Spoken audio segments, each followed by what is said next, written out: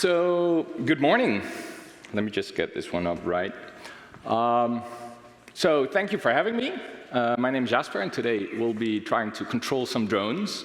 First of all, I want to thank the organizers for having me out here, and thank you guys for putting yourself in harm's way to see me controlling some drones. So, thank you. First, a little bit about me. So, my clicker isn't working that well. I think the batteries are a bit off, but this will work. So, a little bit about me. I'm from Amsterdam, so hi, Codezilla. I don't know where you... Hey, hi. So we are here to represent. It's my first time in Seattle, which is, I'm very surprised. I was kind of promised 7 days of hurricane-like weather with horizontal rain, and I had 3 sets of clothes per day. But so I was pleasantly surprised. I did fly into Seattle, and I saw SEA, and I was expecting kind of the airport code to be AWS. But I kind of think that's kind of like a missed opportunity there, right? If anyone from Amazon is here. So by day, I'm at this point, I'm consulting at TripAdvisor, a company or website that you all probably know. I have a small website with some information. I have a handle, Jasper. It's the same. Somebody said that same thing yesterday. I made this up when I was 6, the handle, and well, the internet remembers. So unfortunately, it's still mine. But of course, the most important thing is that I am a big drone enthusiast. So this is like a movie of me. It's a bit dark, but I was hiking through Spain last year, and of course I had to bring my drones, and then you can shoot this amazing footage, which kind of like these Lord of the Rings shots, which makes it more amazing than it already was. So yeah, that's me. So I have to say this, but the opinions expressed are solely my own and do not express the views or opinions of my employer. I know for a fact that TripAdvisor has very different opinions about drones, so this is pretty important. But let's talk about the goal of this talk. So I'm going to show you guys how to control multiple drones using JavaScript. We're going to do that in 3 steps. So the first step is choosing the right drone. That's paramount. I'll guide you through those steps. The second one is we're going to try to control a single drone. And in the third step, we're going to control a swarm of drones, in this case, 4. I assume they're called swarm. By the way, do you guys know what you call a group of flamingos? It's a flamboyance. I thought it was nice. I learned that recently. I thought it was so cool. Like you have all these names for groups of animals. Well, this one is nice. So if you have questions, come see me after the talk. You know, I'll be around. I'll be very happy to answer any of your questions or just discuss stuff. So you're here at your own risk. This is... Yeah, take a look. So I think this was like the Winter Olympics, I don't know, like 8 years ago. It's pretty bad. And look closely, it's like a meter. It's very close. But rest assured, like my drones are very small and they are very not powerful. And therefore they are like, they're not powerful, so they won't be able to hurt you at all. But still, like let me grab one. Here it is. So these are the drones. They're very light. They're very not dangerous. But if you do, like, I don't know if any of you fed horses once in your life. They always say, like, use a flat hand. It's the same thing. So if it approaches you, just push it away. Like, it has a cage. You'll be okay. Just don't point fingers. Just don't point fingers because, you know, the cage won't work. So in the name of science, I got a hot dog because apparently, like hot dogs, they resemble a finger, and you'll see, like, so it stops, so you'll be okay. But for the proper observer, you'll see parts of hot dog on my shirt, so I'm not sure you. I'm not sure if this was the best video to show, but what are you going to do? So yeah, choosing the right drone, that's going to be the first step. So let me talk a little bit about the evolution of drones. This was 10 years ago, or maybe even longer. Like that, back in the day, you could buy some parts from all over the world, and you had to solder your own drone. So this was me soldering my own drone. So that's, it looks very complicated. It took weeks for me to build it, and then this was my maiden flight.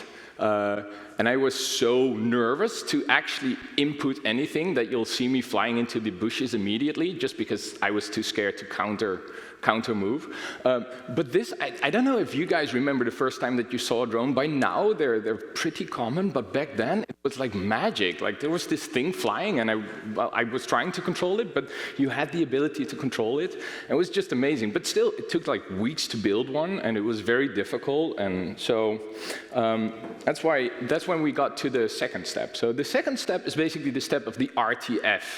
Drones, which stands for ready to fly. It means you go to a shop, you pay a pretty hefty sum. Like I don't know, I think this is the DJI Phantom, and it goes for about $2,000. So it's quite a hefty sum. And if you want to go really professional, it's many times more. But yeah, you could buy a drone, and the next afternoon you would be flying. So that was really cool, and that kind of got the drones to become very popular, just for the fact that they were so useful. But the third step, that's the very relevant step for today. The third step are the very cheap drones. Because if you want to experiment, if you want to play around, you're not going to play around with the drone that's 2,000 euros. Like, that's not money I have to throw away. So kind of, the cheap and still pretty useful drones, that was a very important step for these kind of things. So let's talk a little bit about the requirements. So first of all, they need to be cheap. I mean, I kind of said before, which is kind of obvious, like, yeah, you want to experiment, they shouldn't be too expensive. They should be able to fly indoors. Like, I'm from Amsterdam, I'm from the Netherlands. You think you have shitty weather here? Come see us. Like, we have a 2-day summer. And so, I mean, I don't want to go outside. It's also a more controlled environment. It's like, well, I want to fly indoors. So this shouldn't be too dangerous. We kind of touched this topic. They should have an interface for communication. Of course, this is the big important thing. We want to start controlling them, not by just some controller, but with our code. So the choice in this case is actually, it's just a brand. It's the Rystec Tello, and that's this one. The slides will be up later if you want to take a look, or if you're interested in buying one. So yeah, they go for around $100. So that's, I mean, it's not very cheap. If you crash, I'm going to cry for the $100, but I can probably work with that. It's very light. It's 95 grams, including this cage. So that's like, again, the whole danger thing. You'll be OK. It has a UDP interface. So this is a protocol. We'll talk a little bit about it later. It doesn't have any GPS, which kind of makes sense. So first of all, you want it to be cheap and light. So that's another component that you might not need. Also inside, most of the time, if you even have GPS, it's going to be spotty, and it's not going to be good enough for you to keep like your drone in place. So it does need another system, and in this case, it has a downward-facing camera. Let's talk a little bit about that downward-facing camera. So you're probably not really going to see it, but just believe me, like these two small dots, these are downward-facing cameras. And these are like very relevant for what we're going to do today. So what the downward-facing cameras do is actually they just do pattern recognition of the ground. So say for the first step, like what you want your drone to do is you want to keep them in place. So the drone would be here. And the way that a drone works is, I mean, I think it's kind of obvious, but it's just, pushing down air. And what you normally see when a drone wants to move that way, it kind of tilts. So the air stream tilts, and then you go that way. And then that's kind of how you control the drone. The thing is, these drones, they're not perfect. So they won't know exactly if they are upright or not. So that means if you do nothing, it thinks it's upright, but it's probably going to be tilted a little bit, and it will start moving. So you want to compensate that. So that's why we have the camera. The camera is going to tell us, like, OK, so you're moving a bit to the left. So what you do is you kind of tilt a bit to the right. The only way that you tilt is by making these rotors go quicker than these. That's basically how a drone works. And if you kind of compensate 10 times a second, you've got a drone that's hanging still in the air. And then, of course, the second step is you want to move your drone. So if my drone is over here, and I want it to move here, then this is like a meter. I'm sorry, I'm used to the metric system, but so if I would want to move a meter, I would somehow need to determine if I'm moving and whether I already kind of moved the 1 meter, and if I did, then brake or get the drone to stop. So hence the bed covers. You might have been wondering why these. You don't really see them, but they're minion bed covers, maybe. So they're my daughter's bed covers, and she might be cold tonight. And I'm pretty long. I'm spending a week here, so I've got something to make up when I come back. But so yeah, I kind of stole these from my daughter, and the reason this isn't just to be funny. This is like an actual reason I have these big bed covers with these big pictures on it. Because if you take a normal bed cover, even if it would have a pattern, if you have a very small repeating pattern, like Dolce & Gabbana, Dolce & Gabbana, Dolce & Gabbana, then this is just not going to be any different than this part for the camera. So it's not going to know whether it's here or here. So therefore, we kind of need these big high contrast pictures for the camera to understand where he is. So let's control our first drone. So basically, controlling our first drone, there's 2 things to it, right? You want to send some commands, you want to tell the drone what to do, and you want to receive some telemetry, because you want to know what the drone is doing. So therefore, I mentioned it a little bit before. We use the protocol for this UDP, which is basically, it's kind of a best effort protocol. TCP, you send out a message, the receiving party can do whatever it wants, and then when it's ready, it will kind of reply to that message. So basically, you got this 2-way communication. UDP is a bit simpler in a sense that you just send the message and you don't know what happened. Like that's the best effort part of it. So that means that if you send a message, you're not completely sure either. Like there's a lot of different situations. The message never arrived, that's a possibility. The second thing is what's possible, maybe it arrived, but the message wasn't valid, like it didn't understand the message. Or maybe it did understand it, but the execution wasn't successful, for whatever reason. So do it. We're going to do it. Let me just turn this one on. Let me turn on. So I have a private Wi-Fi set up, and this is no joke. I went to Russia, and the organizers of the conference, they said, get your own Wi-Fi because you will be hacked within like 1 second. It's just like, yeah. I thought it was funny. Which, by the way, this is an open protocol, so they were pretty right. Like, you can send messages if you would know the IP, which you could probably, maybe everybody should just close their laptops. No, you shouldn't. So let's make sure that, let me get out. Where are we? So yeah, let's go to the code first. So let's just zoom in. So basically, let's look at a little bit of JavaScript. So, well, Node.js, JavaScript. So we've got a few imports on top. We've got some constants. We're setting up our socket over there. Then we have a small helper command for sending commands. That just has to do with a kind of bare-bone way that this library does the UDP sending of the commands. Which isn't that interesting. Basically, this is our send function, and we're going to send a command. So the thing is, we first have to send the command, which basically tells the drone, don't listen to any toy controller anymore, listen to the UDP interface. And then you can just send some information. So say we want to say take off, and then we want to do the waiting. So, as I said before, we don't get any feedback, so at first we're going to do this in a very simple way. We're just going to wait. I think we saw that in the previous talk as well. You'll do that a lot with hardware. It's just, it's just not going to be instant. You have kind of the physical process of taking off will take a certain amount of time. So, I don't know, let's say 3. Let me just make sure I'm on my private Wi-Fi. I am. Let's go to the command line. Let's see if this works. Ah, yes. So we send our command. You see, we sent us. OK, no, so I sent takeoff. Now I should probably land again. You'd think I did this before. My mother always said, like, brush your teeth, sit up straight, and don't do live demos when I was small.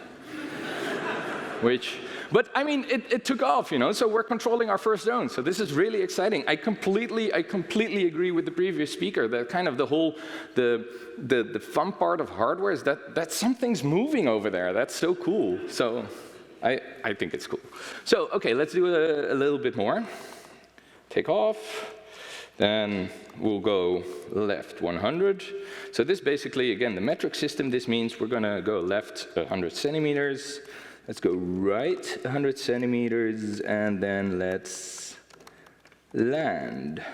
Let's see if this works. OK, so we took off. You see takeoff. You see left. So it's not going left. My mother was right. It's going right. And it's landing. So we've got like a 75% success rate, which is so. Thank you. I guess what probably happened is that this 3 that I'm at, so this is basically 3 seconds, it was maybe too short. So again, hardware is very unpredictable. Like maybe there was some kind of, I don't know, for whatever reason, the taking off took a bit longer than normal. So then it was probably still busy with the taking off when it got the left 100 command. And then, so this is the big downside of this way of communicating at first, if you do it bare bones, is you don't get the feedback. So you wouldn't know. It just kind of swallows this because, you know, I'm still busy. I'm just going to ignore your left 100. So then let's go to the receiving telemetry side, which is also very interesting. So again, we have some codes, we have some imports, we have some constants, we set up the client, and basically it's an event listener, right? So just every time we get a message from the client, we're just going to log it to the console. So let's do that. And yes. OK, so right now, we're receiving a lot of telemetry. Let me just make it a lot bigger so you can see it in the back. This should be OK. So we're just getting a string, right, from this drone right now. So bear with me, trying to, you got some key value pairs over here. And right now, the drone is pretty stable. Like the barometer, that's the air pressure sensor, is a bit sketchy, but the rest are OK. Now, if I start moving it, you'll see, you're going to get the information. So what are the interesting ones? Like here you see pitch. The pitch of a plane or a drone is this movement. So there you see, we're getting live information. The roll over here, that's this movement. And then the yaw that you see over there, that's this movement. So we're getting our telemetry. So it's getting exciting. We're getting live information from our drone. Let me just stop this. We're getting live information from our drone, so that's really cool. But for any decent programmer, extracting that string into some object that you can later more easily use is probably not the hardest thing you're going to do today. So yes, there we are again. So well, we did it. We did it. So let's go to the third step: controlling multiple drones at once. That's when it really gets exciting. So what do we need for controlled flight? Basically, for controlled flight of 2 drones or more, the biggest thing you want to know is what is the relative position from each drone to each other, right? You don't want to crash. You don't want to, the whole coordination is just kind of, 2 devices, at least doing something that is taking the other into account. So you need to know where the drones are relative to each other. So in order for the drones to know where they are relative to each other, you need them to know where they are in a relative space. In this case, our bed cover kind of arena. So introducing, here, I prepared this a little bit. So I have these pads, let's call them mission pads. And basically what they do is they are unique, and the downward-facing camera of the drone actually recognizes the pads. So here you'll get another good view. So you see, like, there's this 1, 2, 3, and 4. The drone actually doesn't recognize those numbers, but you use those for yourself. But it's the pattern of the colors and the dots that will tell the drone where they are relative to the pad. So it calculates its position relative to the pad. And here you see kind of what's on the floor, because you probably won't see that. But we have several pads on the floor which have a unique layout. And it's going to tell us what the position is of the drone within this relative space. So you see, this is the telemetry we got before. So we have the MID, that's the 2, that would be the ID 2, and the X is 73, and the I 18. So now we have a relative position. I'm going to show you a few very simple functions. This is probably going to be pretty obvious for you. If you want to get the position, you get the pad X, the relative X. That's how you get the position of the drone. And if you want to send the command, basically you need the delta between the position where you are right now and where you want to be. And you send that in this way, like syntax go 10, 100. This is basically how we're controlling our drones. So this is the part where we dance. Give me like a minute because I need to set it up properly. And one of the important things I've learned that the hard way is that you need the drones in a very specific position, because otherwise for their initial position they need to cross. And then, yes, everybody's gonna have fun. So,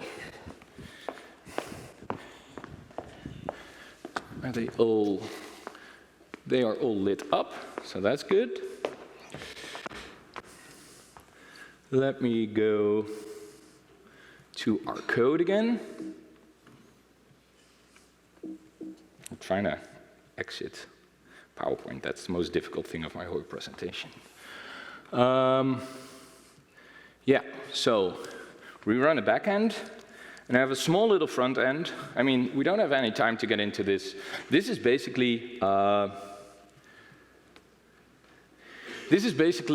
just a small React app which has a lot of buttons, which sends a lot of commands.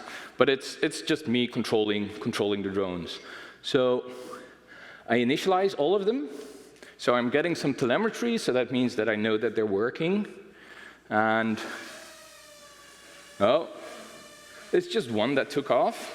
That's not so nice. So let's try that again. Yes.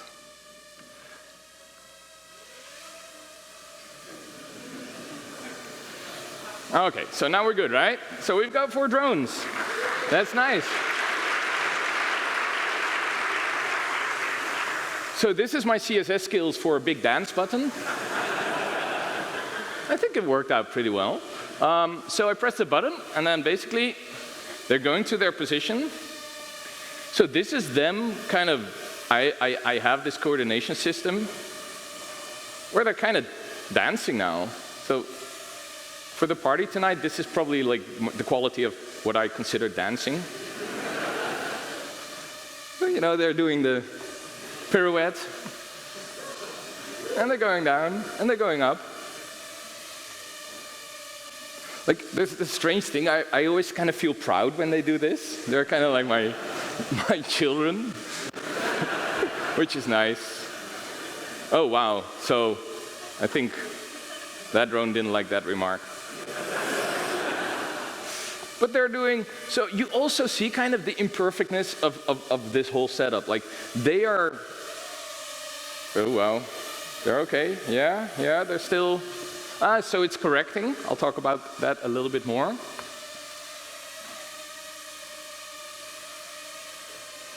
And they're landing. So they did great, didn't they? Yeah, thanks.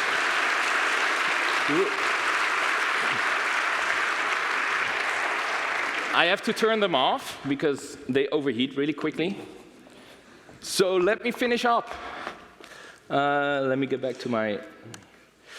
So this is kind of... let's do the lessons learned. Controlling drones is hard, just because of the quality of the sensor input. I think we kind of covered this subject. Like, I'm potty training my daughter, and that is a more predictable process than controlling my drones. And that's also because of the external factors. Like, you can have a draft. I don't know why the taking off of the drone took longer, but maybe there was a draft. Someone would open the door, they would move. You would have to compensate for that. So, piece of advice, get rid of your cats. We have a cat. So this is actually what happened. Like they attack. So this is not my cat, but this happened. They attack your plants. So like sometimes I would flying around, and by now I know this distinct sound of, and then I would have all these pieces of plant flying around. So be prepared to crash a lot. I mean, that's kind of the whole process of hardware. It's gonna go wrong the first. So, look at his physique. I think it's so funny how he's like, then so disappointed. I just think it's amazing. So you're gonna need your own command feedback system. So I said, the whole waiting, that's not a very sustainable way of communicating with your drone. So what I was actually doing behind the scenes, I don't have time to get into that right now, but I was actually inspecting the telemetry all the time just to kind of determine whether I thought that the drone finished its command, and then I would send the next command. So it could really, the UDP is not perfect, so it could really benefit from modern protocols like HTTP3. We had an excellent talk about that yesterday. I think there you are, yeah, it was great. So there's like a lot of things that can be improved, but this was kind of my hello world of doing just really fun stuff. So that's it, thank you.